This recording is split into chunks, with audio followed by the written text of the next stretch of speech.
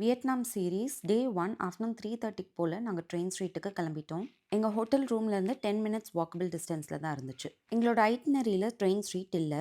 எங்கள் travel agent கிட்ட நாங்கள் கேட்டதுக்கு அவங்க என்ன சொன்னாங்கன்னா, ரீசெண்டாக ஒரு ஆக்சிடென்ட் நடந்ததால் அவங்க டூரிஸ்ட்டை கூட்டிகிட்டு போகிறது பேன் பண்ணிட்டாங்கன்ட்டு.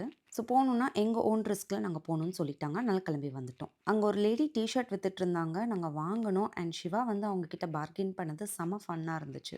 நெக்ஸ்ட் ட்ரெயின் வரதுக்கு இன்னும் கொஞ்சம் டைம் இருந்ததால் இந்த மாதிரி சைக்கிள் ரிக்ஷா ஹையர் பண்ணி பக்கத்தில் இருந்த கத்தீட்ரல் சர்ச்சுக்கு போயிருந்தோம். ஒரு ரிக்ஷாவில் 2 பேர் உட்காரலாம். ஸோ நானும் டேனியும் ஒரு ரிக்ஷாவில் உட்காந்துருந்தோம். சிவாவும் ஷையும் இன்னொன்றில். வியட்நாமோட ரோட்ஸ்லலாம் போகிறப்ப பார்த்தா எனக்கு பாண்டிச்சேரியில் போகிற மாதிரியே இருந்துச்சு.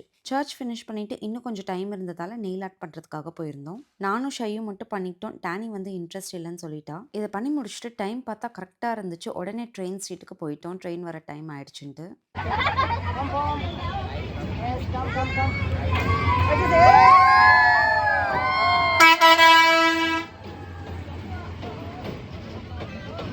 இதுக்கப்புறமா ரூமுக்கு போய் நாங்கள் எடுத்துகிட்டு வந்திருந்த புளியோகரை தொக்கு, தக்காளி தொக்கு வச்சு டின்னர் சாப்பிட்டு முடிச்சாச்சு. அடுத்து எங்கே போகணுன்னு தெரிஞ்சுக்க ஃபாலோ பண்ணிக்கோங்க. நெக்ஸ்ட் வீடியோவில் பார்க்கலாம். பாய்.